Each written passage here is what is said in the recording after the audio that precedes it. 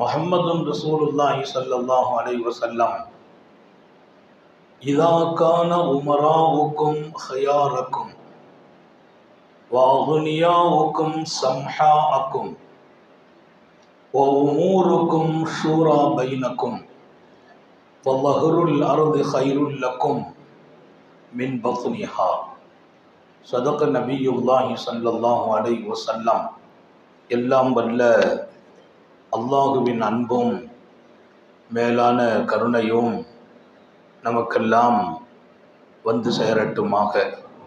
நமது உயிரினும் மேலான கண்மணி ஃபாத்தமுன் நபியின் முஹம்மது ரசூலுல்லாஹி ஸல்லல்லாஹு அலைஹி வஸல்லம் அவர்களின் அன்பையும் ஷஃபாஅத்தையும் பெறுவதற்கு அல்லாஹ் நம் எல்லோருக்கும் தௌஃபீக் செய்வானாக. வல்லாஹ் ரஹ்மான் நமக்கும் நம்முடைய பெற்றோர், மனைவி, மக்கள், குடும்பத்தார் யாவருக்கும் உயிருள்ள வரையிலும் உடல் சுகத்தை நசீபாக்கி தருவானாக. மருத்துவமனை கஷ்டம், அதன் சிரமம், செலவுகளிலிருந்து நிரந்தரமான பாதுகாப்பை அல்லாஹ் நம் எல்லோருக்கும் கொடுத்தருள் புரிவானாக. வானம் பூமியினுடைய ஆபத்துகளை விட்டும், முசீபத்துகளை விட்டும், கெட்ட முடிவுகளை விட்டும் நம்மையும் நம் குடும்பத்தையும் பாதுகாத்து அருள் புரிவானாக. அவனுடைய படைப்புகளின் தீங்குகள் அனைத்திலிருந்தும் நம்மையும் நம் சமூகத்தையும் காத்தருள் புரிவானாக. அல்லாஹுவின் மகத்தான பேரருளால் எங்களுடைய சிறப்பான நிஸ்வானுடைய அழகிய முன்மாதிரியோடு நடைபெறுகிற பரக்கத்தான தர்பியத்துல் பனாத் பெண்கள் அரபு கல்லூரியினுடைய மகத்தான விழா, இதன் மரியாதைக்குரிய தலைவர், எங்களுடைய அன்பில் எப்போதும் நிலைத்திருக்கிற பாசம் நிறைந்த அன்பு சகோதரர் அன்சர் பாஷா அவர்கள் இங்கே சிறப்பாக இந்த நிகழ்ச்சியை மிகவும் அருமையாக தொகுத்து வழங்குகிற நமது அன்பு பிள்ளை முகமது அஜ்மல் ஆலிம் காஷிபி, மரியாதைக்குரிய நிஸ்வானோடு தன் வாழ்க்கையையே கொடுத்து விட்டார் என்று சொல்லும் அளவிற்கு எல்லா நிலைகளிலும் மழை வெயில் பாராது, உடல் நலத்தை கூட கொஞ்சம் கவனத்தில் எடுக்காமல் அர்ப்பணிப்பு குணத்தோடு இருக்கிற என் தனிப்பெரும் அன்பை பெற்ற மரியாதைக்குரிய மௌலானா முஹம்மது ஹக்கீம் சுல்தான் காஷிபி ஹதரத் அவர்கள் சிறப்பாக இங்கே அவர்களோடு வருகை புரிந்து இன்னும் இந்த நிகழ்வை பலப்படுத்துகிற மௌலானா சிராஜுத்தீன் காஷிபி ஹதரத் அவர்கள், முகம்மது சுல்தான் சுபைர், இஜாஸ் அஹ்மத் போன்றவர்களும் நிறைய உலமாக்கள் இங்கே வந்திருக்கிறார்கள். அண்மையிலே தான் உம்ராவை முடித்துவிட்டு என்னுடைய அன்பு பிள்ளை ஜெயினுத்தீன் ஆலிம் வந்திருக்கிறார்.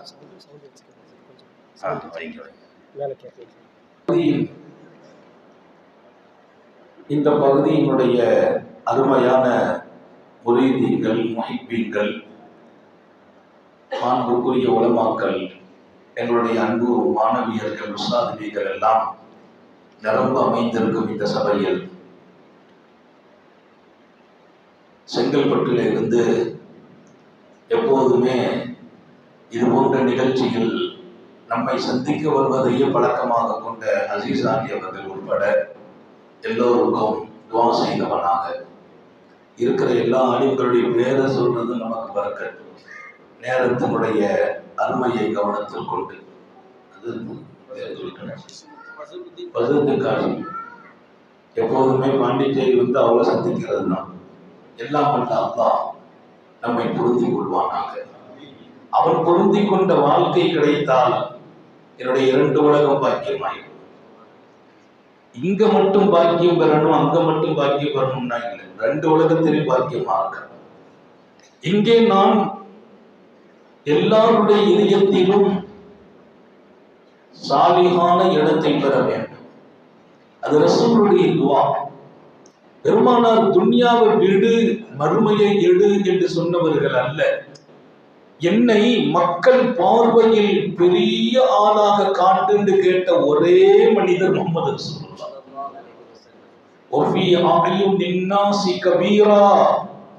மக்கள் பார்வையில் நான் மாண்புக்குரிய மனிதனாக காட்சியளிக்க வேண்டும். ஏன் கேட்டாங்க? லட்ச இதயங்களில் என் செய்தி போய் சேர வேண்டும் என்றால் என் மீது உள்ள கண்ணியம் அவர்களுக்கு இருந்தால் மட்டும்தான் அந்த செய்தி அவர்களின் வாழ்க்கையை மாற்றும்.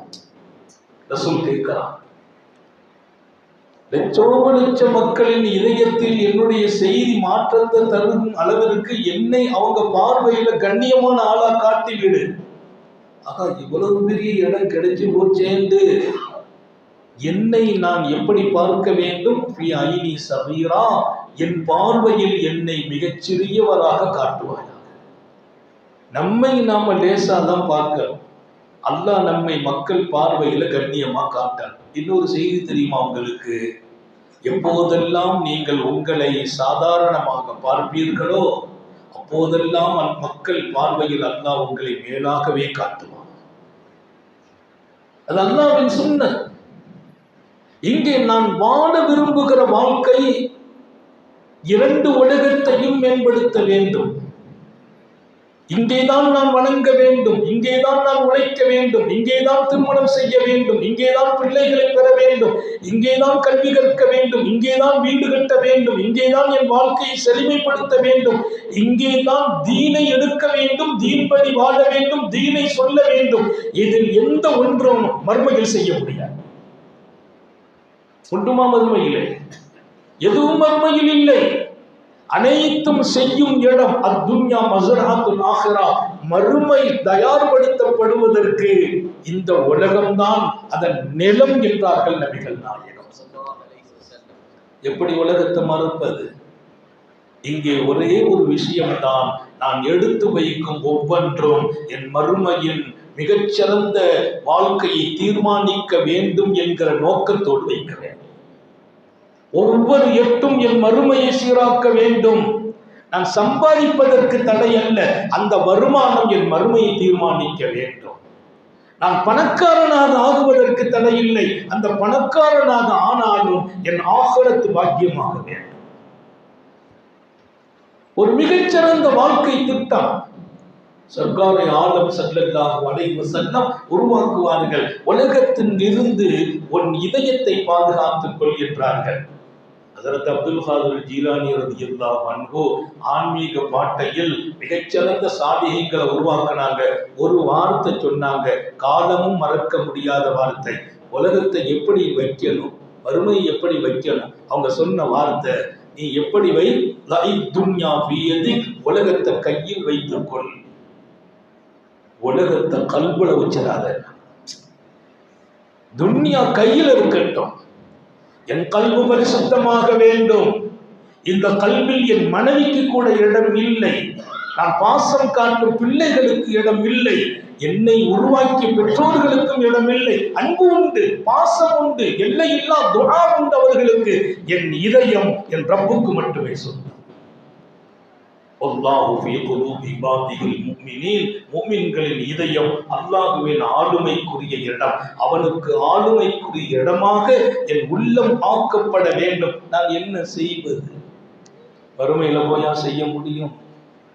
இங்கே உலமாக்கள் செய்யும் இந்த உழைப்புகள் எல்லாம் இந்த சமூகத்தை இந்த உலகத்திலேயே பண்படுத்துவதற்காக, மேம்படுத்துவதற்காக, அல்லாஹ்வின் நினைவில் வாழ்வதற்காக, மறுமையை தயாரிப்பதற்காக, ஆபாச உலகத்தில் அழிந்து போகாமல் இருப்பதற்காக, தீய சக்திகளுக்கு பின்னால் போய்விடக் கூடாது என்பதற்காக, நஃப்ஸுக்கு அடிமையாகிவிடக் கூடாது என்பதற்காக, எல்லாவற்றுக்கும் மேலால் உலகத்தில் கிடைத்த ஒவ்வொன்றும் இறைவனின் சிந்தனை விட்டும் தூரமாக்கிவிடக் கூடாது என்பதற்காக இங்கே நான் இது போன்ற முயற்சிகள், மதரசாக்கள், நிஸ்வான்கள், மக்தபுகள், இது அத்தனையும் நாளைய திட்டம், நீண்ட காலத்திற்கு பின்னால் உள்ள பயிற்சி என்று சொன்னார்களே.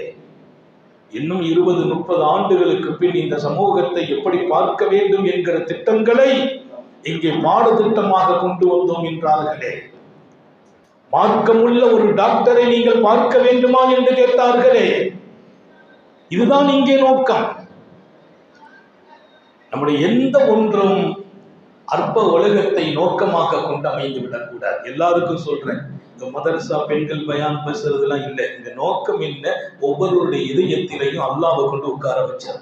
ரப்ப உட்கார வைத்து விட்டோமா, என் வாழ்க்கை பரிசுத்தமாகும், ஆணவம் காணாமல் போகும், பெருமை இல்லாமல் போகும், பொறாமை இல்லாமல் போகும், எல்லாவற்றுக்கும் மேலால் ஆசை உலகத்தில் அழித்து போக மாட்டேன்.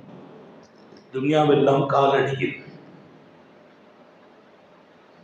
இதா அக்பர்த ஃபஹிய முத்பிரா வ இதா அத்பர்த ஃபஹிய முக்பிலா. சய்யிதுனா அலியும் கர்ரமல்லாஹு வஜஹா. நீங்க நினைச்சிடக்கூடாது அப்படின்னா உலகத்தை விட்டுறதா. நான் அந்த சப்ஜெக்டையும் பேசல. உலகம் வேணுங்கிறேன், நல்ல வேணுங்கிறேன். என்னை பணக்காரனாக ஆக்குன்னு கேட்டாங்க ஸல்லல்லாஹு அலைஹி வஸல்லம். நபி பெருமானார் ஏழையாக வாழவை என்று கேட்டதோடு நிறுத்தவில்லை. அல்லாஹும்ம இன்னி அஸ்அலுக கினாயா, நான் செழிப்போடு வாழ வேண்டும். சர்க்காருடைய துவா. இரண்டையும் கேட்ட ஒரே மனிதன். ஏழையாக வாழ வேண்டும் என்று கேட்ட இடம், செழிப்பாக வாழ வேண்டும் என்று கேட்ட இடம் முஹம்மது ரசூலுல்லாஹ்வுக்கு சொந்தம். நல்ல வாழணும் மண்ணில். யார்கிட்டையும் தேவை வரக்கூடாது. யாராவது நம்மை பார்த்தா இவங்க ஏதாவது தேவை உள்ளவங்களா இருப்பார்களோ என்று நினைக்கவும் கூடாது. ஏழை சஹாபாக்களை அல்லாஹ் குர்ஆனிலே சொல்வான். சொல்லிவிட்டு எப்படி சொன்னான்? அவர்களை யாராவது பார்த்தால் இவங்கள் எல்லாம் பணக்காரர்கள் என்று எண்ணும் அளவிற்கு நடந்தார்கள். அவங்க கோலம் அழகா இருக்கும், என்ன வச்சுக்கிடுவாங்க, நல்ல ட்ரெஸ் போடுவாங்க. ஏழைகள் தான். இருக்கிறத கந்தையை கூட கசக்கி அணியும் அழகான வாழ்க்கை. அழகு அல்லாஹ் விரும்புகிறான், ரசூல் விரும்புகிறார்கள். அழகாக இருக்க வேண்டும், அழகாக வாழ வேண்டும், அழகாக அணிய வேண்டும், அழகாக உண்ண வேண்டும், அழகாக என்னை மாற்ற வேண்டும். பங்கரையை மார்க்கம் விரும்பவில்லை. ஒரு சாபி வந்தார், முடியெல்லாம் அங்க இங்கேயுமா இருந்துச்சு. சர்க்கார் கண்டிக்கிறாங்க, என்ன இவர் முடிய கூட சரி செய்ய மாட்டாரா? இந்த கமிஷன் தலை வாழ்வதற்கு ஒரு சீப்பு கூட உங்கள்கிட்ட இல்லையான்னு கேட்டான். சீப்பு இல்ல. யாருக்கு அல்லாஹ் முடியை கொடுத்தானோ அது அல்லாஹ்வின் அருட்கொடை. முடி இல்லாத உங்கள்கிட்ட கேளுங்க, தலை ரோமத்தில் பிறக்கத்து விளங்கும். ரோமம் பெரிய பாக்கியம். யாருக்கெல்லாம் தலை ரோமம் இருக்குமோ பள்ளிக்குறின் அதை சங்கையாக ஆக்கிக் கொள்ளுங்கள். முடி அழகாக்கள், அலங்காரமா வச்சுக்கிறார். யாருடைய உத்தரவு? முஹம்மது ரசூலுல்லாஹ்வின் உத்தரவு. தொழுகை அழகாக்குங்கள் என்று சொன்னதோடு நிறுத்திக் கொள்ளவில்லை. நோன்பை அழகாக்குங்கள் என்று சொன்னதோடு நிறுத்திக் கொள்ளவில்லை. ஹஜ்ஜை அழகாக்குங்கள், உன் தலைமுடியும் அழகாகட்டும். சருகுதல் வரக்கூடாது வாழ்க்கையிலே. மிக உயர்ந்த நிலையை நோக்கி நமது பயணம். நான் இந்த உலகத்தில் அழகான வாழ்க்கைக்கு தயாராக வேண்டும். சீரிய சிந்தனைகளை கொடுத்தார்கள். ஆசையை முதல்ல வெளியில் எடுத்துட்டாங்க. அலி ரலியல்லாஹு அன்ஹு சொல்வாங்க, உலகங்கிறது எப்படிப்பட்டதுன்னா, இதை விட்டுட்டு நீ போனா அது உன்னை தேடி வரும், அதை தேடி போனா உன்னை விட்டுட்டு போயிடும். இதா அக்பல்த ஃபஹிய முத்பிரா வ இதா அத்பர்த ஃபஹிய முக்பிலா. நீ அதை விட்டால் அது உன்னை பின்னாடி ஓடி வரும். இல்லைங்களா மூலா? துன்யாவை நீ விட்டுட்டு இங்க வாங்க போனேன்னா அது உன்னை துரத்திக்கிட்டே வரும். நீ அதை துரத்திக்கிட்டே போனா அது உன்னை விட்டுட்டு போகும்.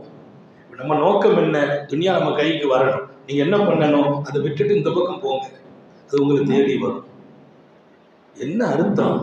நீ ரப்பை நோக்கி போகிற போதெல்லாம் அல்லாஹ் உன்னை துன்யாவை கொடுக்காம உன்னை கஷ்டப்படுத்துறது இல்லை. அல்லாஹ் உன்னை செழிப்பாகவும் வாழ வைப்பான். உன் பயணம் அவனை நோக்கட்டும். ஆசைகள் இல்லாத ஒரு வாழ்க்கையை நோக்கி பயணம் செய்யுங்கள். இங்கே என் நாவில் ரப்பு பேசும் ஒவ்வொரு வார்த்தையும் வாழ்க்கையாக வேண்டும். ஆசை இல்லாத பயணம் உலகத்தை நோக்கி. காசு என்பது இலக்கல்ல, நோக்கம் அல்ல. காசு என்பது நமது குறிக்கோள் அல்ல. என் குறிக்கோள் எல்லாம் அல்லாஹ் கிடைக்க வேண்டும். அதே சமயம் காசை நான் கையில் வைக்க வேண்டும். 4 பேர் பார்வையில் நான் கண்ணியமாகவும் வாழ வேண்டும். என் பிள்ளைகள், என் பெற்றோர்களால் நான் சிரமப்படுகிறேன் என்று சொல்லவிடக் கூடாது. என் மனைவி ஒண்ணுமில்லாதவரை நிக்கா செய்து விட்டேனே என்று சொல்லக்கூடாது. என் மனைவியின் மகிழ்ச்சியிலும் அல்லாஹ் கிடைக்கிறான், என் பிள்ளைகளின் திருப்தியிலும் ரப்பு கிடைக்கிறான். இவர்களை திருப்திப்படுத்துவதற்கு எனக்கு காசும் தேவை. அந்த காசு என் இலக்கல்ல, என் இலக்கெல்லாம் என் ரப்பு. காசை ஏன் கேட்கிறேன்? என் பிள்ளைகளின் வளம், என் மனைவியின் மகிழ்ச்சி, 4 பேரின் வாழ்க்கையில் வசந்த காலத்தை திறந்து வைப்பதற்கு காசுகள். அந்த காசை நான் கேட்டாலும் நான் பாக்கியமானவன் என்று எழுதப்படுவேன்.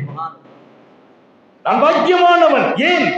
அழகிய எதிர்காலத்தை தீர்மானிப்பதற்கு காசு. ஸல்லல்லாஹு அலைஹி வஸல்லம் சொன்னார், ஒருவர் சம்பாதிக்கிறார், வருமானம் ஈட்டுகிறார், அதை கொண்டு தன் குடும்பம் கஷ்டப்படக்கூடாது என்பதற்காக, 4 பேரிடத்தில் யாசிக்க கூடாது என்பதற்காக, தேவை உடையவர்களின் தேவையை பூர்த்தி செய்ய வேண்டும் என்பதற்காக, அப்படிப்பட்ட ஒருவரை அல்லாஹ் மறுமையில் எழுப்புவான். அவர் முகம் சந்திரனை போல் பிரகாசமாக. யாரு? தஹஜ்ஜத் தொழுதவர், நோன்பு வச்சவர், 5 வேளை தக்பீர் தஹ்ரீமா விடாம தொழுதவர் என்று பாடம் இருக்கிறது. இந்த பாடம் அது அல்ல. சம்பாதிக்கிறார், நோக்கம் என்ன? நான் கையேந்த கூடாது, என் பிள்ளை மனைவி ரோட்ல நிக்க கூடாது, 4 பேர் கஷ்டப்படுறாங்களோ அவங்களுக்கு கொடுக்கணும். இந்த நோக்கத்தில் ஒருவர் சம்பாதிப்பாரா, அவர் மறுமையில் முகம் சந்திரனை போல் பிரகாசம். உலகம் தேவை, உலகம் இலக்கல்ல. காசு தேவை, காசு குறிக்கோள் அல்ல. ஆசைகள் வருமா? ஹலால் எல்லாம் காணாம போய் ஹராம கூட எடுக்க ஆரம்பிச்சிடும். ஆசைகளை விடுவோமா? பியூர் ஹலால அல்லாவை கொண்டு காலடியில் கொட்டுவோம். ரப்பை நம்புங்கள் என்கிறேன். ரப்பை விட மிகச்சிறந்த குடைவள்ளல் யாரும் இல்லை. ரப்பை விட மிக அருமையான அன்பாளன் யாரும் இல்லை. ரப்பை விட என்னை நேசிக்கிறவன் யாரும் இல்லை. ரப்பை விட நான் நல்லா இருக்கணும் நினைக்கிறவங்க வேறு யாரும் இல்லை. நான் நல்லா இருக்கணும்னு என் மனைவி நினைக்கலாம், என் பிள்ளை நினைக்கலாம், என் பெற்றோர்கள் நினைக்கலாம், என் நண்பர்கள் நினைக்கலாம், எங்க முரீது கூட எங்க ஷேഖ് நல்லா இருக்கணும்னு நினைக்கலாம். அதை தாண்டி நான் நல்லா இருக்கணும்னு என் ரப்பு நினைக்கலாம். என் மீது அன்பு உள்ளவன் என் ரப்பு, என் மீது அக்கறை உள்ளவன் என் ரப்பு. அவனுக்கு நான் மட்டும் அல்ல, கோடான கோடி படைப்புகள், எறும்புகள் கூட அவன் படைப்பு, அதையும் அவன் மறப்பதில்லை. ஆனால் என் மீது தனி கவனம் வைக்கிறான் என் ரப்பு. எப்படி கைவிடுவான்? ஆசைகளை காணாக்குங்கள். அஸ்மாவுல் ஹுஸ்னாவுடைய தர்ஜுமாவிலே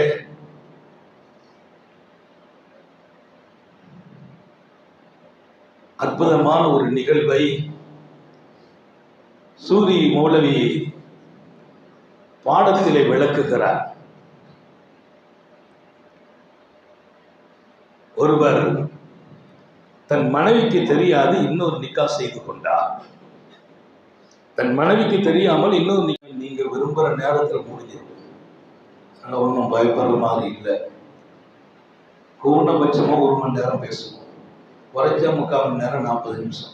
உங்க முகத்தை பார்க்கிறேன், அது என் கூட இருந்துச்சுன்னா 1 மணி நேரம் தொடரும். அங்க எங்கேயும் பார்த்தீங்கன்னா முடிச்சுக்கணும். துவக்கி கிட்டத்தட்ட 1/2 மணி நேரத்தை நெருங்கி இருக்கிறோம். சங்கை மிக்கவர்களே, அதற்கு பயணமாக இருக்கணும்.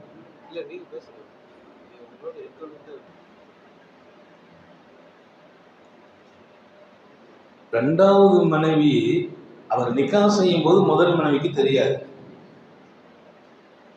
முதல் மனைவிட்ட அனுமதி கேட்டு கல்யாணம் முடிக்கணும்னா ஒரு காலம் முடிக்க முடியாது. நடக்குமா? அந்த மாதிரி ஒரு விருப்பத்தை எல்லாம் நான் கொடுக்கல. நாளைக்கு பெண்கள் மொத்தமாக கோரிக்கை வச்சுட்டு வந்துடுவாங்க. நம்ம நாட்டு பழக்கம் எப்படின்னா, ஆயாத்து வரைக்கும் முதல் மனைவியோடு வாழ்ந்துட்டு போகணும் ஒரு பழக்கம் நம்ம நாட்டில் இருக்கு. அல்லாஹ் எல்லாரும் தௌபா செய்யட்டும். நம்ம வீட்டில் எப்போதாவது 2வது மனைவின்னு ஒரு பேச்சு எடுத்துட்டாலே அவ்வளவுதான். 2 நாளைக்கு ஒழுங்கா ருசியா உணவு கிடைக்காது. இது ஒரு மனநிலை. முதல் மனைவிக்கு தெரியும். அவர் 2வது நிக்கா நடத்தி கொண்டார். காலம் கடந்தது, அவர் வஃபாத் ஆகிறார்.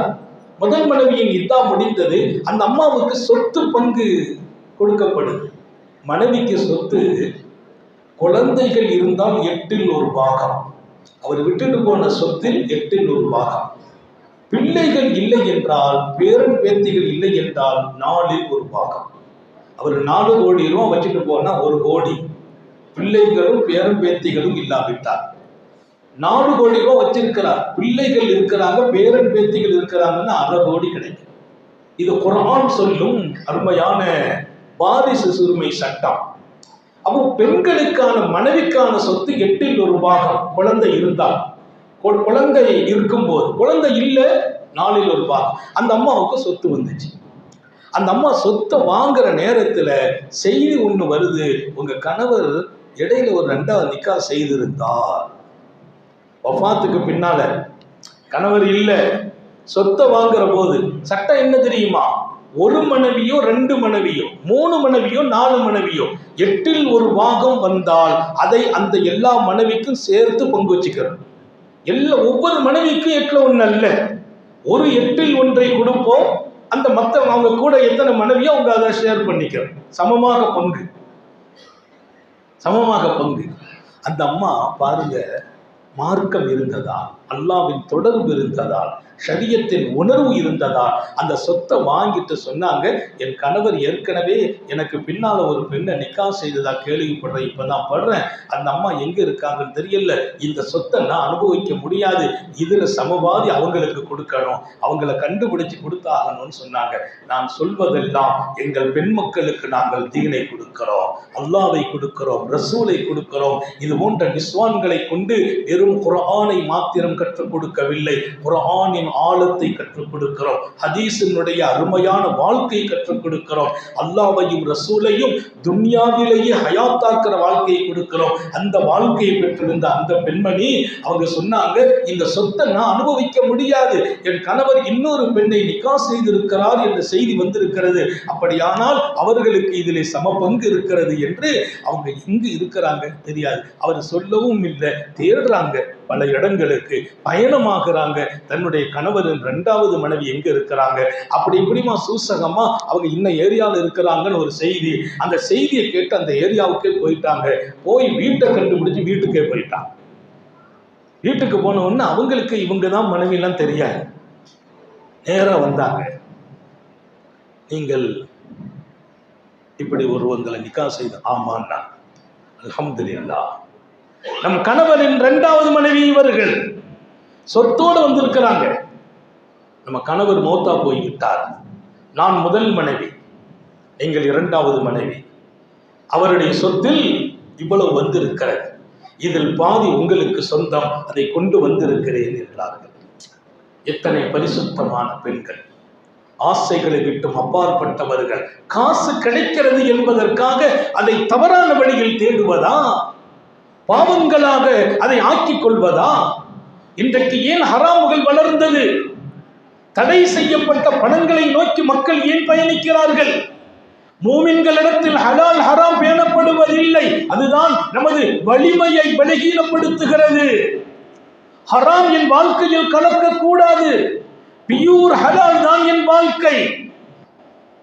மூமின்களிடத்தில் இன்றைக்கு அந்த பேணுதல் குறைந்து வருகிறது என்பதை தாண்டி மார்க்கம் அவர்களுக்குள்ளே பலகீனமானதால், அல்லாஹ்வின் தொடர்பு பலகீனமானதால், ஆசைகள் வளர்ந்ததால், ஹலால் ஹராம் விஷயத்தில் பணமே நோக்கமானது. எனவேதான் நான் சொன்னேன், பணம் தேவை, பணம் என் குறிக்கோள் அல்ல.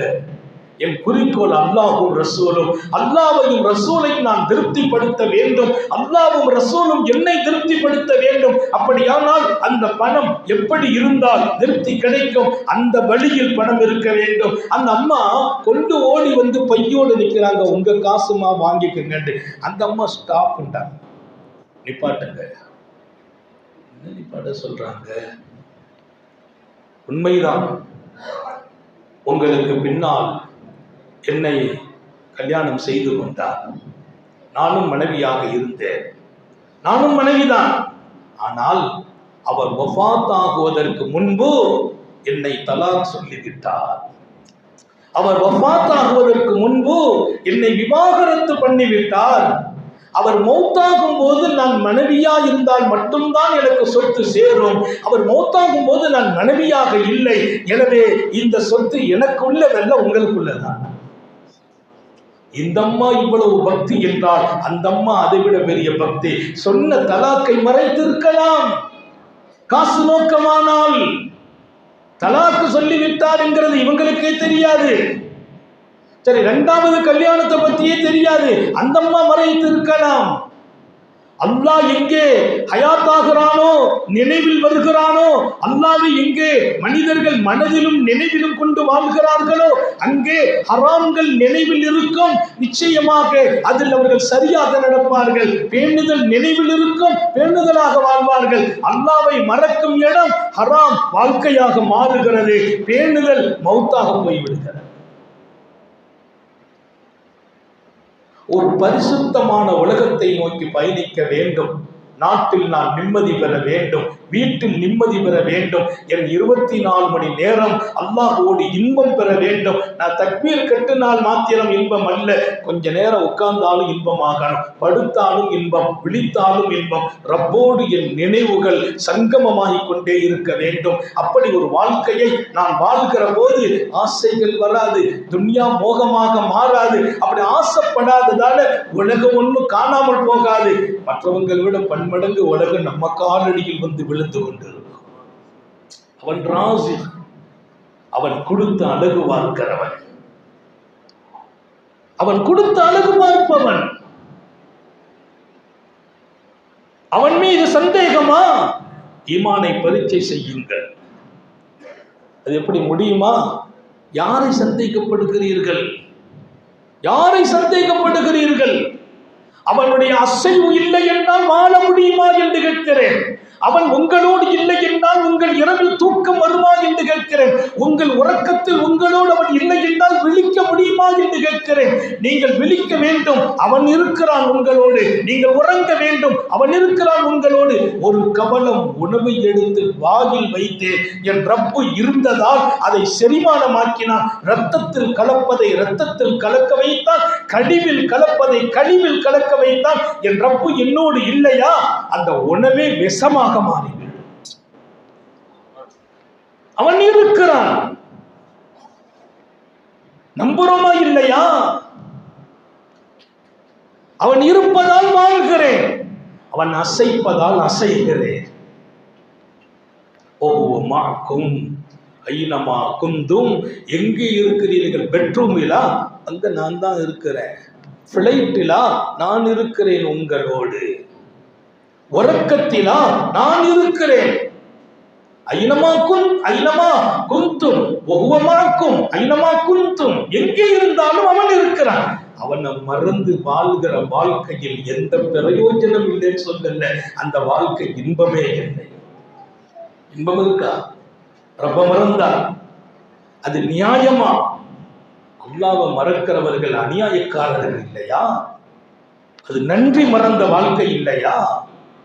யாரோ சில பேர் கொஞ்சம் கொடுத்தா அதை மறந்துட்டோம்னா கோவப்படுகிறான். எப்போதோ ஒரு 50,000 ரூபாய் கொடுத்தான், அதை மறந்தா டென்ஷன் ஆகிறான். உனக்கு என்ன உதவி செய்தேன்னு கேட்கிறான். 24 மணி நேரம் கொடுத்துக்கிட்டே இருக்கிறான்ல, 24 மணி நேரம் இயக்கிக்கிட்டே இருக்கிறான்ல, என் பிளட்டை சுத்தமாக்கிட்டே இருக்கிறான், என் கழிவை வெளியாக்கிட்டே இருக்கிறான். ஒரு நிமிஷம் ஸ்டாப் பண்ணா யூரின் ஸ்டாப் ஆயிடும். யூரின் ஸ்டாப் ஆனா வாழ்க்கையை அஸ்தமமாயிடும். எங்க ஒரு நாள் யூரின் போகல, வாழ்க்கை அஸ்தமிச்சு.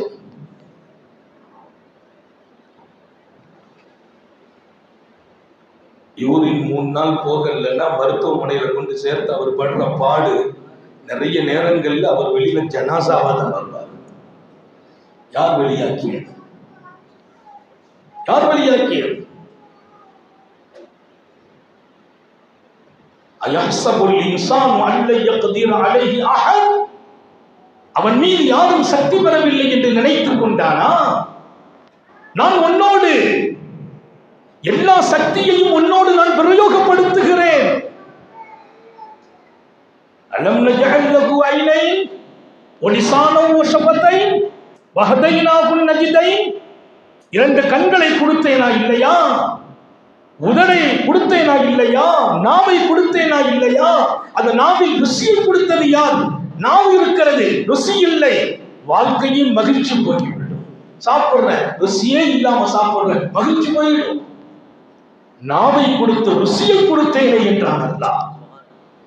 கண்களை கொடுத்தேன், கண்களில் ஒளியை கொடுத்தேன். அல்லாஹ் பார்வை எடுத்தா யார் பார்வை கொடுக்க முடியும்? வலவு நஷாஉ லதமஸ்னா அலா அயுனிஹிம் ஃபஸ்தபஸிரா ஃபஅன்னா யுப்ஸிரூன். பார்வையை நான் பிடுங்கினால் எங்கே கண் பார்ப்பார்கள் அவர்கள்? எப்படி பார்க்க முடியும்? பார்வையை அவன் கொடுத்தான் அல்லாஹ். கண்ணை திறந்து வச்சுக்கிட்டே பார்வையை போக்கிடுவான். சர்க்கார் வீட்டை விட்டு புறப்படுறாங்க. புனிதமான அவர்களுடைய அந்த ஹிஜ்ரத்தினுடைய நேரம். சர்க்கார் வீட்டை விட்டு புறப்படுறாங்க. எதிரிகள் எல்லாம் வாசல்ல தான் உட்கார்ந்து இருக்கிறாங்க. கண்ணை திறந்து உட்கார்ந்து இருக்கிறாங்க. எதுக்கு? அண்ணலார் போயிடக்கூடாதுங்கிறதுக்காக. கதவை திறக்கணும் என்று அண்ணலார் கதவை திறக்கிறாங்க. வெளியில வர்றாங்க, ஃப்ரீயா போறாங்க. திறந்ததும் தெரியாது, போனதும் தெரியாது, கதவை திறந்ததும் தெரியாது. அவங்க கண்ணெல்லாம் முடிச்சுட்டு இருந்தாங்க. இப்போ முடிச்சுட்டு இருக்கிறவங்களை எப்படி கடந்து போனாங்க? கண்ணு இருந்துச்சு, முடிச்சுட்டு இருந்தாங்க. உள்ள இருந்த பவர் அல்லாஹ் எடுத்து போட்டான். சர்க்கார் போற வரைக்கும் அவங்க பார்க்க முடியல. கண்ணை திறந்துட்டு இருக்கிறவங்க எல்லாம் பார்க்கறாங்கன்னு சொல்ல முடியாது. அவங்க முன்னால நம்மளை போக வைப்பான், பிறகு கேட்போம். அப்படிதான் யாரும் போகலையே.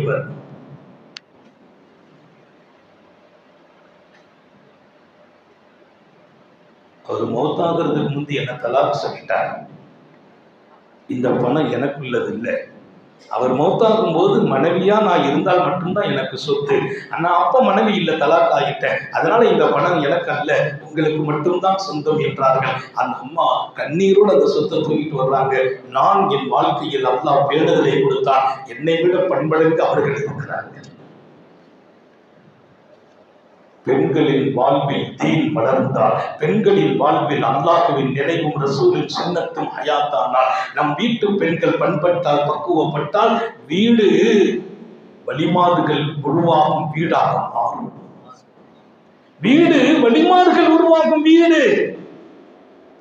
பெண்களின் வாழ்க்கையை ஒளிமயமாக்க வேண்டும். அவர்களுக்குள்ளால் அல்லாஹ்வின் நினைவை கொண்டு தர வேண்டும். அவர்களை இறைவனின் தொடர்பிலேயே வாழ வைக்க வேண்டும். இன்னைக்கு நம்ம அது கவனமே எடுக்கிறது இல்லை. பள்ளிவாசல் வருகிறோம், பயான கேட்கிறோம், அதை கொண்டு போய் பெண்கள்கிட்ட சொல்றது இல்லை. நான் ஜும்மா பயானம் முடிச்சுட்டு எனக்கு அடுத்த வேலை வீட்டுல போய் அந்த பயான புஞ்சார்கிட்ட சொல்றதுதான். வீட்டம்மாட்ட போய் சொல்றது என்ன, அங்க கொஞ்சம் மெம்பர்ல நின்று கையில கொஞ்சம் அப்படி கம்பும் கிம்பும் வச்சுட்டு நிற்போம், தல்பா கட்டிட்டு பெரிய கோட்டை போட்டுக்கிட்டு அப்படின்லாம் வீட்டுல நின்று அந்த அம்மா பயந்து போயிடும். வீட்டுல எல்லாத்தையும் கலந்துக்கிட்டு சாதாரணமா படுத்துட்டு அந்த அம்மாட்ட சொல்றது, இம்மாட இப்படி சொன்னேன், எதை சொன்னேன், இதை சொன்னேன். பயானா சொல்றது இல்லை, இப்படி ஒரு செய்தியை சொன்னேன். அப்படி அவங்க மனசுல பதிஞ்சு சொல்லுங்கள் உங்கள் மனைவியர்களுக்கு அல்லாஹ்வை, ரசூலை, அவன் வல்லமையை இன்னும் சொல்லுங்கள். அழகான எதிர்காலம் உங்கள் பிள்ளைகளை வளர்ப்பதில் உண்டு, உங்கள் கணவனின் மகிழ்ச்சியில் உண்டு. சொல்லுங்கள் உங்கள் வணக்கம் இந்த வீட்டை பரக்கத்தாக்கும் என்று சொல்லுங்கள். அவங்க தக்பீர் கட்டினால் வீட்டின் மீது அல்லாஹ்வின் பார்வையே விழுகிறது. சாலிஹங்கள் உருவாக, சாலிஹங்களை உருவாக்குகிற கேந்திரம் பெண்கள். நமது வீட்டு பெண்கள் மீது நமது பார்வை குறையக்கூடாது. புகார் ஷரீஃப்ல ஒரு ஹதீஸ் வருது. புகார் ஷரீஃப்ல ஒருவர் வீடு கட்டணும், ஒரு நல்ல நிலம் வாங்கணும்னு ஒருவரை சந்தித்தார். அவர்கிட்ட நிலம் இருக்குது. பவான் அவர் வீடு கட்டணும், உங்கள்கிட்ட நிலம் இருக்குதுன்னு கேள்விப்பட்டேன், இந்த நிலத்துக்குள்ள கரையத்தை சொன்னா கொடுத்துட்றேன். அவரு நிலத்துக்கான கரையத்தை சொன்னார், அவர் வாங்கிட்டார். நியாயமா சொன்னார், வாங்கிட்டார். வாங்கிட்டு வீடு கட்ட ஏற்பாடு செய்தார். புகார் ஷரீஃப்ல வர்ற சம்பவம். புகார் ஷரீஃப்ங்கிறது ஒவ்வொரு தனி மனிதன் வாழ்க்கையும் பண்படுத்துகிற, பக்குவப்படுத்துகிற அருமையான செய்திகளோடு வரலாறுகளின் பின்னணியும் கொண்டது. ரசூல் ஸல்லல்லாஹு அலைஹி வஸல்லம் ஒவ்வொரு நாளும் இந்த சமூகத்தை வார்த்தெடுத்துக் கொண்டே இருப்பார்கள். மஸ்ஜித் நபவி அது ஒரு பள்ளிவாசல் மாத்திரம் அல்ல, அது ஒரு பல்கலைக்கழகம். பல்கலைக்கழகம்.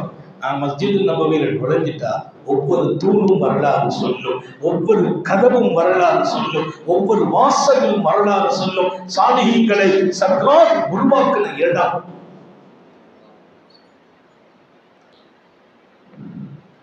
அல்லாஹ் நம்ம எல்லாரும் அங்க திரும்ப திரும்ப போக தௌஃபீக் செய்வானாக. சர்க்காரை ஆலமின் தர்பாரிலே சலாம் சொல்லி பதில் கிடைக்க தௌஃபீக் செய்வானாக. நபியின் மீது அன்பு அல்ல, காதல் வரணும், இஷ்கு வரணும். அப்பதான் நாம ரசூலுடைய வார்த்தையை எடுப்போம், நடப்போம் அல்ல, இன்பம் பெறுவோம். ஒரு சுன்னத்துல பின்பற்றுதலை தாண்டி இன்பம் வரணும். நான் போய் ராத்திரி உதவு செய்யறேன்னா இன்பம் வரணும். ரசூல் செய்தாங்க, நான் செய்யறேன். ரசூல் செய்தாங்க, கண்ணுல சும்மா போட்டு வைக்கும் போது முஹம்மது ஸல்லல்லாஹு வச்சாங்க, நான் வைக்கிறேன். அதான் இன்பம்.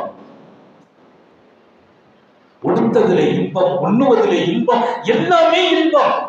என் மனைவியை சந்தோஷப்படுத்தி அவங்க சிரிக்கிற முகத்தோடு பார்க்கிறேன், இன்பம் பெறுகிறேன். ஏன்? என் மனைவியர்களை நான் கண்கலங்க விட்டதில்லை என்றார்கள் ஸல்லல்லாஹு அலைஹி வஸல்லம். இன்னைக்கெல்லாம் கொஞ்சம் அதுதான் சில பேருக்கு சந்தோஷம். அவங்களை அளவச்சு ரசிக்கிறவங்க எல்லாம் இருக்கிறாங்க. மனைவியை கஷ்டப்படுத்தி மகிழ்ச்சி பெறுவங்க இருக்கிறார். மனைவியை கஷ்டப்படுத்தி மகிழ்ச்சி நீங்கள் அடைந்தால் அங்கே முஹம்மது ரசூலுல்லாஹ் கிடைக்க மாட்டாங்க. உங்கள் மனைவியின் சந்தோஷம் என் சுன்னத்தின் ஸல்லல்லாஹு. பெருமானார் ஒரு நல்ல கணவர்.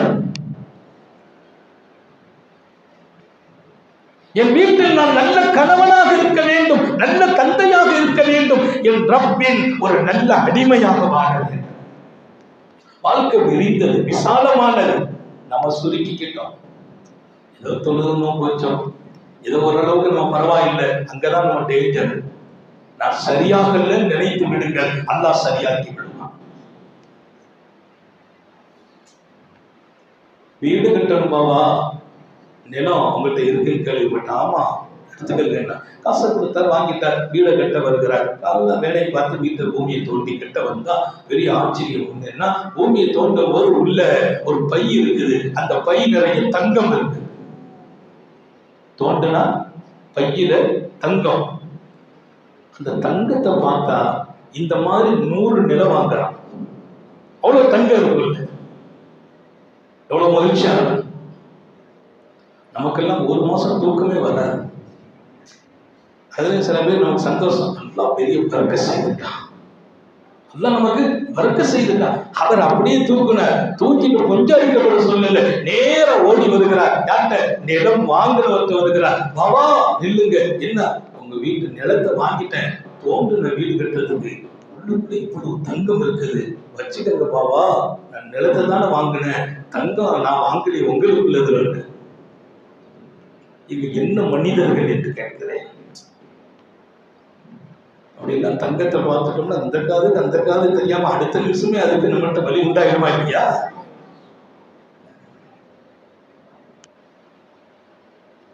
உங்களுக்குள்ளது எனக்குள்ளது இல்லை, வைத்துக் கொள்ளுங்கள் என்றார். அவரை பாருங்க, ஸ்ரீதேவி, அங்க வாங்க, நான் நிலத்தை கொடுத்துட்டேன், நிலத்தை கொடுத்துட்டேன் மட்டும் இல்ல, நிலத்துல என்ன இருந்தாலும் அது உங்களுக்கு தான் சொந்தம், எனக்குள்ளது இல்லை. எப்போ உங்களுக்கு வித்துட்டேனோ அதுல தங்கம் இருக்கட்டும், வெள்ளி இருக்கட்டும், வைரம் இருக்கட்டும், வைடூரியம் இருக்கட்டும், மாணிக்கம் இருக்கட்டும், அத்தனையும் உங்களுக்கு சொந்தம். நான் கொடுத்த பின்னால அதை திரும்பி கூட பார்க்க மாட்டேன். எந்த மனிதர்கள் வருது? எங்கேயோ ஒரு ஓரத்துல ஒரு செய்தியா இருந்தா ஏதோ கதை சொல்றாங்கன்னு நினைக்கலாம். முஹம்மது ரசூலுல்லாஹ் சொல்லுகிற புகாரி ஷரீஃபின் செய்தி. இப்படியெல்லாம் மனிதர்கள் உண்டா என்று சந்தேகம் வராது, சத்தியம் என்று உணர்வு வருகிறது. நான் நிலத்தை கொடுத்து விட்டேன், நிலத்துக்குள்ளே உள்ளதும் உங்களுக்கு சொந்தம், அந்த தங்கத்துக்கு எனக்கு சம்பந்தம் இல்லை. அப்படி எப்படி சம்பந்தம் இல்லாம போகும்? கேட்கிறார். நான் வாங்கின நிலத்தை தான் வாங்கினேன், நிலத்துக்கு விலை என்ன? நிலத்துக்கு 400 ரூபா சொல்லி கொடுத்துட்டேன். எவ்வளவு தங்கம் இருக்குது, இதுக்கு 400 ரூபா தங்கமா? இது எனக்கு உள்ளது இல்லை. அவர் சொன்னார், நான் வித்த போது இல்லத்தையும் வித்துட்டேன், நான் தங்கத்தை வாங்க மாட்டேன். என்னங்க செய்யறது? இவர் எனக்கு வேண்டாம், அவர் உனக்கு வேண்டாம். கடைசியில் ஒருத்தர் போய் கேட்டாங்க, நீங்க நீதிபதிகிட்ட போயிட்டு கேட்டாங்க. 2 பேரும் நேரம் நீதிபதிகிட்ட வந்தாங்க, கேஸ் கொடுக்குறாங்க. நீதிமன்றத்துக்கு வந்தாங்க. நீதிபதி கேட்டார், என்ன பிரச்சனை? நிலம் வாங்கினேன், நிலத்தை தோண்டுனா தங்கம் இருக்கு, அவர்கிட்ட கொண்டு கொடுத்தேன், ஏன் தங்கம் இல்லை உங்களுக்கு? அவர்கிட்ட கேட்டார், என்னப்பா கொடுத்த வாங்கிட வேண்டியதானே? நான் நிலத்தை கொடுத்த போது இல்லத்தையும் கொடுத்துட்டேன், இனி எனக்கு அதுக்கு சம்பந்தம் இல்லை. நீதிபதி 5 நிமிஷம் அப்படி உட்கார்ந்துட்டார். இப்படி கேஸ் என் வாழ்க்கையிலே வந்தது இல்லை. இந்த மாதிரி ஒரு கேஸ் வாழ்க்கையே வந்தது இல்லை. இப்படி மனிதர்களா? நீங்கள்லாம் வாழ்ந்தா டெய்லி ஒழுங்கா மழை பெய்யும், ஒழுங்கா வெயில் அடிக்கும், நாடு அமைதியா இருக்கும், நாட்டுல குழப்பம் இருக்காது, நாட்டுல திருட்டு இருக்காது, கொள்ளை இருக்காது, கொலை இருக்காது, ஆசைகளுக்காக ஏமாத்துறவங்க இருக்க மாட்டாங்க. இன்னைக்கெல்லாம் ஏமாற்றுவதற்கே சில பேரு அதுக்குன்னு தனியா டெக்னாலஜி படிக்கலாம். எதுக்கு? எப்படி ஏமாத்துறது? அல்லாஹ் நம்மை பரிசுத்தமாக்குவானா. உரிய நேரத்தில் நிறைவு செய்கிறேன். உங்க முகம் காணாகல, என் கூட இருக்கு, கொஞ்சம் அந்த டயத்தில் முடிச்சேன். கேட்கிறோம், வாழ்க்கையாக ஆக்கிவிட்டீர்கள் என்றால் என்னை விட இந்த மண்ணில் சிறந்தவர்கள் என் ரப்பின் பார்வையில் யாரும் இருக்க முடியாது. நான் அல்லாஹ்வின் பார்வையில் சிறக்க வேண்டும், அவன் பார்வையில் நான் உயர வேண்டும். ஒரு ரஹ்மத்தான பார்வை. அல்லாஹ் என்னை பார்த்துட்டா வைங்கள, என் வாழ்க்கையை தலைகீழ மாறி அப்படியே தூக்கிடுவான். அல்லாஹ் கண்ணியத்திலும் உயர்விலும் பணத்திலும் இன்பத்திலும் மகிழ்ச்சியிலும் வணக்கத்திலும் அவன் தொடர்பிலும் மக்கள் இதயத்திலும் என் கண்ணியத்தை தூக்கி வச்சான். ஒரு பார்வை, அல்லாஹ்வின் பார்வை. நீதிபதி சொன்னாரு, நிலம் வாங்கினவர்கிட்ட உங்களுக்கு உள்ள இருக்கான்னு கேட்டார். ஆமா. அவர்கிட்ட கேட்டார், உங்களுக்கு உள்ள இருக்கா? எனக்கு பையன் இருக்கா? உங்களுக்கு பொண்ணு இருக்கு. பிரச்சனை விடுங்க, உங்க பொண்ணுக்கு உங்க பையனை கல்யாணம் முடிச்சு வச்சிருங்க, உங்க பையனை அவர் பொண்ணுக்கு கல்யாணம் முடிச்சு கொடுத்துருங்க. இப்போ அந்த தங்கம் நீங்க யார் வச்சிருந்தாலும் பிரச்சனை இல்லை, உங்க மகனும் உங்க மகனும் ரெண்டு பேரும் அவங்க அனுபவிச்சுக்கிடுவாங்க. இந்த பொண்ணுக்கு அந்த பையனை கல்யாணம் முடிச்சு வைங்க, சொத்து உங்களுக்கு தான் சொந்தம். நீதிபதி கொடுத்த தீர்ப்பு ரொம்ப அழகான தீர்ப்பு. உங்க மகனை அந்த மகனை கல்யாணம் முடிச்சு கொடுத்துருங்க. நீங்க ரெண்டு பேரும் நில விஷயத்துல வாங்கினதோடு நிறுத்திக்கிறாம சொத்து வாங்குறீங்க இல்லையா, வாரிசுகளுக்கு போட்டோம். நபிகள் நாயகம் ஸல்லல்லாஹு அலைஹி வஸல்லம் மனிதரின் மாணிக்கங்களை சொல்கிற இந்த ஹதீஸ் நமக்கு ஒரு பெரிய பாடம். எனவே இந்த உலகம் அல்லாஹ் கொடுத்த அருள்கொடை. ஒவ்வொரு நிமிடமும் ரசித்து வாழ வேண்டும். வாழ்க்கையை வெறுப்பாக்கி விடாதீர்கள், வாழ்க்கையை வெறுப்பாக்கி விடாதீர்கள். ஏன் வாழ்கிறோம் என்று நினைக்காதீர்கள். இது என்ன வாழ்க்கை? அழுத்த தட்டக்கூடாது. ஒரு நிமிஷம் கஷ்டம் வருவதற்காக இது என்ன வாழ்க்கைன்னு கேட்பீங்களா? திடீர்னு ஒரு கவலை வந்துச்சுன்னு இதை விட போயிட்டா நல்லா இருக்கும் நினைக்கிறீங்களா? அல்லாஹ் கொடுத்த நிஅமத் வாழ்க்கை. வாழ்க்கையை ரசித்து வாழுங்கள், மகிழ்ந்து வாழுங்கள், பாக்கியமாக்கி வாழுங்கள். வாழ்க்கையில் வெறுப்புறாதீர்கள், அலுப்பு தட்டாதீர்கள். அது என்ன நீங்க இது என்ன வாழ்க்கை? இதை விட போனா தாவல்லையே, என்ன வாழ்க்கை? ரொம்ப கஷ்டப்படுறாங்க, இது என்ன வாழ்க்கை? வாழ்க்கையில ஒரே நெருக்கடியா இருக்குது. வாழ்க்கையிலேயே அலுப்பு தட்டுவது வாழ்க்கையை விட பெரிய நிஅமத் ஒன்றும் இல்லைன்னு நாங்க ஸல்லல்லாஹு அலைஹி வஸல்லம். அல்லாஹ் மனிதனுக்கு கொடுக்கிற பாக்கியங்களில் சிறந்த பாக்கியம் இந்த மண்ணில் வாழும் பாக்கியம். வாழும் பாக்கியம் அது மிகப்பெரிய பாக்கியம். வாழ்க்கை அலுப்பு தட்ட வேண்டாம். சின்ன கவலையால் ஏன் வாழ வேண்டும் என்று நினைக்காதீர்கள். கொஞ்சம் வியாபாரத்துல நஷ்டம், என்ன வாழ்க்கை சொல்லாதீர்கள். இன்னைக்கு நஷ்டம், நேற்று வரக்கத்தின் போது ஏற்றுக்கொண்டாய், நஷ்டத்தின் போது வாழ்க்கையை வெறுக்கிறாயா? கொடுத்தவனும் அவனே, எடுத்தவனும் அவனே. கொடுத்தவனும் அவன், எடுத்தவனும் அவன். நான் நிறைவை நோக்கி வருகிறேன். இமாம் அபூ ஹனீஃபா ரஹ்மத்துல்லாஹி அலைஹி மார்க்க மேதை, சட்ட மேதை, மிகப்பெரிய கல்விமான். அபூ ஹனீஃபா ரஹ்மத்துல்லாஹி அலைஹியுடைய கல்வினா அதுக்கெல்லாம் நம்ம பத்திரிகையில எழுத முடியாது, பேப்பரே காணா போகும், எழுதுகோலே நின்று போயிடும். அவ்வளவு பெரிய கல்விமான். ஹனபி மذஹபினுடைய பெரிய ஆற்றல் மிக்க இமாம். ஆனா அவங்கள்ட்ட திறமை, பட்டு இருக்கு பாருங்க, பட்டு துணிய பிடிச்செல்லாம் பார்க்கறது இல்லை. அதை பார்த்த உடனே அதன் தகுதி என்னான்னு தீர்மானிச்சிடும். இந்த பட்டு எவ்வளவு மதிப்பான பட்டு இருக்குது. 1000 ரூபாய்க்கு இருக்குது, 5000த்துக்கு இருக்கு, 50,000த்துக்கு இருக்கு, 5 லட்சத்துக்கு இருக்கு, 50 லட்சத்துக்கு இருக்கு. அந்த துண்டு தான் 1000, 5000, 50,000, லட்சம், 5 லட்சம், 50 லட்சம். இந்த பட்டை பார்த்துட்டு சொல்லிடுவான் கண்மணி இமாமுல்லா ஆலம். மார்க்கம் அத்தனை பெரியது, ஆழமான இமாம். ராத்திரி எல்லாம் நின்று வணங்கி பழகியவர்கள், அல்லாஹ்வின் நினைவில் வாழ்ந்தவர்கள். ஆனால் இத்தனை பெரிய தொழில் ரகசியம் தெரிந்தவர்கள்.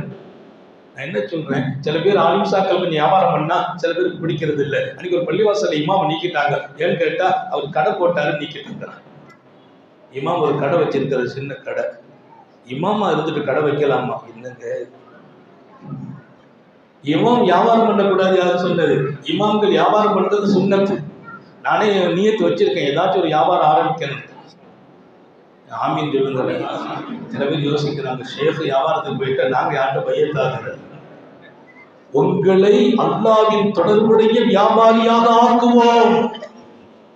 எங்கள் வியாபாரம் என்பது பைஅத்துல் திஜாரத்துல் லந்தபூர், அழிவில்லாத வியாபாரம், அல்லாஹ்வையும் ஆகிரத்தையும் மறுமையும் கொடுக்கும் வியாபாரம் அது. இமாம் அல்லாஹ் பற்றில் ஆற்றல் மிக்கவர்கள், உலக நாடுகளுக்கு பட்டு அனுப்பி வைப்பாங்க. பெரிய வியாபாரி. அந்த வியாபாரம் ஒரு நிமிஷம் அல்லாஹ் விட்டு அவங்களை தூரமாக்கல. அவங்கள்ட்ட ஒரு பெண்மணி வந்தார். ஒரு பெண்மணி ஒரு பட்டு ஆடையை கொண்டு வந்தாங்க. நல்ல குவாலிட்டியான ஆடை கொண்டு கொடுத்து, பாபா இதை நீங்க எடுத்துக்கங்க, வியாபாரம் விற்கிறது. எவ்வளோமா கேட்டாங்க. இது எவ்வளோன்னு கேட்டாங்க. 100 திர்ஹம் அப்படின்னா. 100 கேட்டாங்க. அந்த அம்மா 100ஆ? பார்த்தாங்க, என்ன அது நல்ல மதிப்புள்ளதுன்னு சொன்னாங்களே. யோசிச்சாங்க இமாமலால். 100 இல்லைம்மா, இது நல்ல தரமான பட்டா இருக்குது, இன்னும் கூட கொடுக்கணுமே அப்படின்னா. அந்த அம்மா அசந்து போயிட்டாங்க. இதுவரைக்கும் ஆராய்ந்து தாஜிரன் இஸ்லவு அவங்கள மாதிரி வியாபாரியை நான் பார்த்ததே இல்லை. பொதுவாக வியாபாரத்தை போய் எவ்வளோ வேணும், 100 ரூபாய் இல்லை அப்படின்னு சொன்னா இது என்ன 80க்கு தாவேன்னு கேட்பாங்க, 70க்கு தான் கேட்பாங்க. இமாமலாலும் சொன்னாங்களா 100ஆ? 100லாம் இல்லைம்மா, இது தரமானது, அதை விட கூட கொடுக்கணும் அப்படின்னாங்களாம். எவ்வளவு கூட கொடுக்கறதுன்னு அந்த அம்மா கேட்டு, நீ சொல்ல. அந்த அம்மா ஒன்று ஒரு 200 தாங்கலேன்னு சொன்ன. டபுள் மடங்கு. இமாம் சொன்னாங்க 200லாம் இல்லை, அதை விட கூட இருக்குமே. அவங்க சொன்ன கரெக்ட். ஏன்னா அது அவங்க அந்த இல் உள்ளவங்க. இமாம் இல்லாத 200 இருக்க கூட இருக்குமே. அந்த அம்மா சொல்லிச்சு, இதுக்கு மேல எனக்கு விலை சொல்ல முடியல, சும்மா சொல்லு, ஒரு 300 தாங்கலன்னு சொல்லிச்சு. 300லாம் பத்தாதுமா, இது அதை விட கூண்ண தண்ணி. இமாம் சொன்னாங்க, இந்த துணிக்கு தகுதியாக கொடுக்கணும்னா 500 கொடுக்கணும், வாங்கியான்னு கொடுத்தாங்க. 100 ரூபாய்க்கு விற்க வந்த துணிக்கு அதை 10 ரூபா குறைச்சி கேட்காம 400 ரூபா கூட வச்சு 500க்கு கொடுக்குறாங்க. 500 ரூபாயை கையில கொடுத்து துணியை வாங்கினாங்க. அந்த அம்மா சொன்னாங்க, என் வாழ்க்கையில் இப்படி ஒரு வியாபாரம் நான் செய்ததில்லை, இனி செய்ய போவதும் இல்லை. இப்படி வியாபாரிகள் எங்கே கிடைப்பார்கள்? இங்கே இன்னொரு விஷயம், பெண்களும் தொழில் சார்ந்து வளர்ந்து நின்று இருக்கிறார்கள். ரசூலின் மனைவி கதீஜா ரசூலுக்கு ஆறுதல் சொல்லும் இடமும் இருந்தது. பெருமானார் அவர்களின் பலமான எதிர்காலத்தை பொருளாதாரத்தால் மேம்படுத்திய இடத்திலும் கதீஜாவை இருக்கிறார்கள். பெண்ணம்பெரிய வியாபாரி கதீஜா. நீங்க மக்காவுக்கு போங்க, அதிகமான வியாபாரிகள் பெண்களா இருப்பாங்க. காபாவை சுத்தி நீங்க பார்க்கலாம், பெண்கள் புர்கா போட்டு மோஸ்பீஸ் போட்டு வியாபாரம் பண்ணிட்டு இருப்பாங்க. புர்காவை, துணிகளை. தடையில்லை. ஏன்? எந்த ஒரு பெண்ணும் யாரையும் நம்பி வாழ்வதில்லை. அழகான வாழ்க்கையை, தன் குடும்பத்தின் பலத்தை தீர்மானிக்கிற அளவிற்கு தொழில் சார்ந்தும் அவர்கள் மார்க்கமுடையவர்களாக இருந்தார்கள். இஸ்லாம் கண்ணியமான இடத்தில் பெண்களை வைக்கிறது. அல்லாஹ்வை, ரசூலை அந்த தொடர்பை கொடுப்பதோடு வளமான வாழ்க்கைக்கான வழிகளையும் கொடுக்கிறது. அதனால நிறைய இஸ்லாம் மதரசாக்கள்ல தையல் பயிற்சி கொடுக்கிறோம், அவங்களுக்கு வேறு வேறு பயிற்சியை கொடுக்கிறோம். அந்த பயிற்சியின் காரணமாக இல்மையோ குறைக்கிறது இல்லை, அல்லாஹ்வினுடைய திக்ரை குறைக்கிறது இல்லை. அதோடு நீ எந்த வகையிலும் வாழ்க்கையில கஷ்டப்படணும்னு நினைச்சிடாத. நம்ம கையில தொழில் கொடுத்தான் அல்லாஹ்ங்கிற நம்பிக்கை இன்னும் பலப்பட வேண்டும். அல்ஹம்துலில்லாஹ். நான் எடுத்துக்கொள்ள நினைத்த 1 மணி நேரம் சரியாக நிறைவாகுவதால் எல்லாம் வல்ல அல்லாஹ் நம்மை நோக்கி அழகாக வாழ்வதற்கு வழிகளை கொடுத்தான், வழிகாட்டுவதற்கு வல்லல் நபிகளை தந்தான், என் வாழ்க்கையை ரசிப்பதற்கு திருக்குர்ஆனை கொடுத்தான். குர்ஆனை வெறுமினே ஓதுவதற்கு மட்டும் எடுக்காதீர்கள். குர்ஆன் ஒரு வாழ்க்கை சித்திரம். அதற்குள்ளே ஆயிரம் ஆயிரம் உங்கள் வாழ்க்கையின் அழகு மறைந்திருக்கிறது. ஹுதல் லின்னாஸ், உலகத்திற்கே வழிகாட்டும் வான்மறை என்றான் அல்லாஹ். அப்படிப்பட்ட குர்ஆனை மாணவியின் வாழ்க்கையை எடுத்து ரசிக்கிற இடத்தில் இருக்க வேண்டும். மிகச்சிறந்த அல்லாஹ்வின் தொடர்பை உருவாக்க வேண்டும். அற்ப உலகத்தில் முங்கிவிடக் கூடாது. உலகத்தை விட்டுவிட்டு கையேந்தும் இடத்திற்கு போய்விடக் கூடாது. உலகம் இருக்க வேண்டும், அல்லாஹ்வை அடைவதற்கு வகை தருவதாக இருக்க வேண்டும். துன்யாவில் சம்பாத்தியம் செய்யுங்கள். இந்த சம்பாத்தியத்தை கொண்டு சாலிஹீன்களை உருவாக்குங்கள், மதரசாக்களை உருவாக்குங்கள், மஸ்ஜிதுகளை உருவாக்குங்கள், ஹான்காக்களை உருவாக்குங்கள், ஷேகுமார்களை உருவாக்குங்கள், மார்க்கம் உள்ளவர்களை உருவாக்குங்கள். தேவை இருக்கிறது. துன்யா, அந்த துன்யா ஹலாலாக வேண்டும், அல்லாஹ்வின் நினைவை தர வேண்டும் என்கிற உயர்ந்த தகவலோடு பொருந்திக் கொண்டவர்களாக ஆகிவிடுங்கள். பெருமானாரை பின்பற்றிய சஹாபாக்களை சொல்றாங்கிறத தாண்டி ஒரு தர்ஜுமா எழுதுறாங்க. கியாமத் வரைக்கும் யாரெல்லாம் இஹ்சானோடு அழகிய முறையில் நபியை பின்பற்றுகிறார்களோ, சஹாபாக்களை பின்பற்றுகிறார்களோ, அவர்களையும் ரலியல்லாஹு அன்ஹும் வரதுவான் அல்லாஹ் பொருந்திக் கொண்டான். அல்லாஹ் பொருந்திக் கொண்டான்ங்கிறது அந்த ஆயத்துல நீங்க பார்த்தீங்கன்னா முஹாஜிர்களை சொல்றான், அன்சாரிகளை சொல்லலாம். சொல்லிட்டு ஒல்லதியின் அத்தபூமி யஹ்சான் சொல்றான். யஹ்சானோடு அழகான முறையில அல்லாஹ் ரசூலை பின்பற்றுவங்க மட்டும் சொல்லல, அது அன்சாரிகளா முஹாஜிரிகளா கேட்கிறாங்க. சில பேர் அவங்களா தான் இருக்குன்னு சொல்லிட்டு சில பேர் தஃசீர் எழுதுறாங்க. அன்சாரிகள் முஹாஜிர்களும் அவர்களுக்கு பின்னால் கியாமத் வரையிலும் அழகான முறையில் முறையோடும் கண்ணியத்தோடும் அல்லாஹ்வை ரசூலை சஹாபிகளை பின்பற்றினார்களே, அவர்களையும் அல்லாஹ் பொருந்திக் கொண்டான். அப்படியானால் அல்லாஹ் பொருத்தம் சஹாபாக்களுக்கு உண்டு என்றால் சரியாக நீங்கள் அவர்களை பின்பற்றினால் உங்களுக்கும் உண்டு என்கிறார். அந்த இடத்தை நோக்கி நாம் பயணிக்க செய்வானாக, பொருந்திக் கொள்வானாக, அவன் பொருத்தத்தை தேடும் வாய்ப்பை வழங்குவானாக, எல்லா நிலைகளிலும் சரியாக்கி வைப்பானாக. சின்ன சின்ன கஷ்டம் வந்த போது அல்லாஹ் மேல வருத்தப்பட்டுறாதீங்க. நோயை கொடுக்கறதும் அவன் தான், ஷிஃபாவை கொடுக்கறதும் அவன் தான், நிம்மதியை கொடுக்கறது அவன் தான், மன உளைச்சலை கொடுக்கறது அவன் தான், வாழ்க்கையில சந்தோஷத்தை கொடுக்கறது அவன் தான், கவலையை கொடுக்கறது அவன் தான். எதுக்கு கொடுக்கறான்? சந்தோஷத்தை கொடுக்கறான், சரியா இருக்கிறியான்னு பார்க்கறான். கவலையை கொடுக்கறான், அப்போதும் ரப்புடைய நினைவில் இருக்கிறாயான்னு பார்க்கறான். ரெண்டையும் கொடுத்து என்னை சோதிக்கிறான். அந்த சோதனையில் நான் ஜெயிக்க வேண்டுமே தவிர தோற்று போய்விடக் கூடாது. அல்லாஹ் தௌஃபீக் செய்வானாக, அவன் நினைவில் வாழச் செய்வானாக, எழும் மூச்சும் எழும் பேச்சும் அவன் சிந்தனையாக்குவானாக, ஓடும் இரத்தத்திலும் அவன் அன்பு கலந்து ஓடச் செய்வானாக. நாம் பெற்ற பிள்ளைகளை கண்குளிர்ச்சியாக்கி வைப்பானாக. நம்முடைய பிள்ளைகளின் கல்வியிலே, ஈமானிலே, அமலிலே, ரிஸுக்கிலே அல்லாஹ் பரக்கத் செய்வானாக.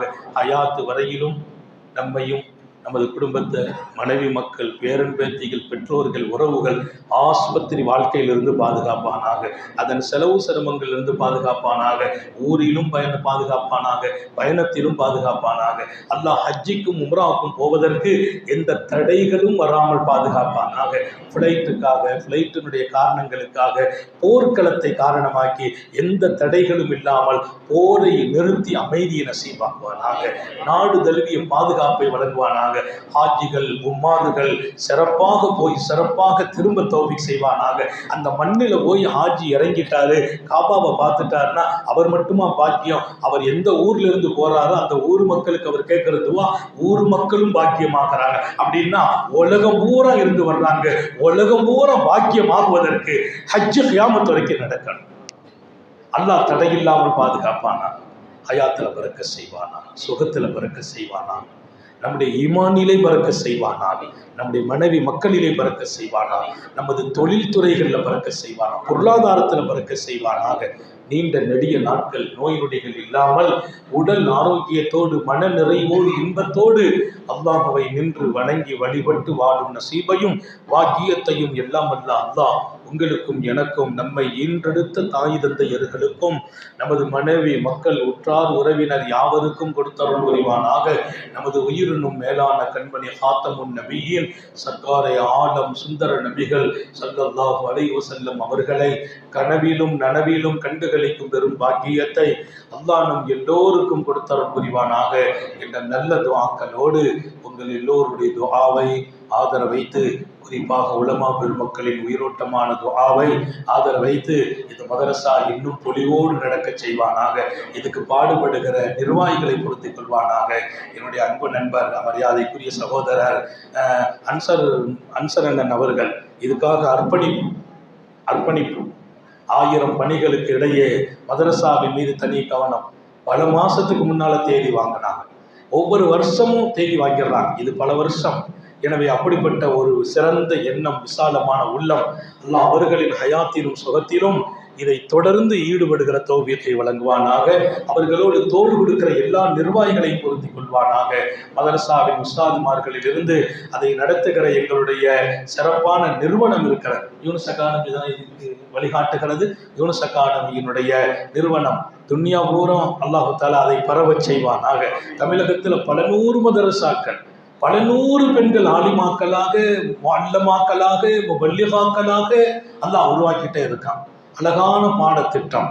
அல்லாஹு தாலா இதனுடைய நிறுவனத்தில் இருக்கிற அத்தனை பேர்களையும் இந்த அருளில் தொடர தௌஃபீக் செய்வானாக என்ற துஆவோடு உங்கள் எல்லோருடைய துஆவை, உலமாக்களின் உயிரோட்டமான துஆவை ஆதரவைத்து என் வார்த்தைகளை நிறைவுபடுத்துகிறேன். வாஹிரு தாவானா அல்ஹம்துலில்லாஹி ரப்பில் ஆலமீன்.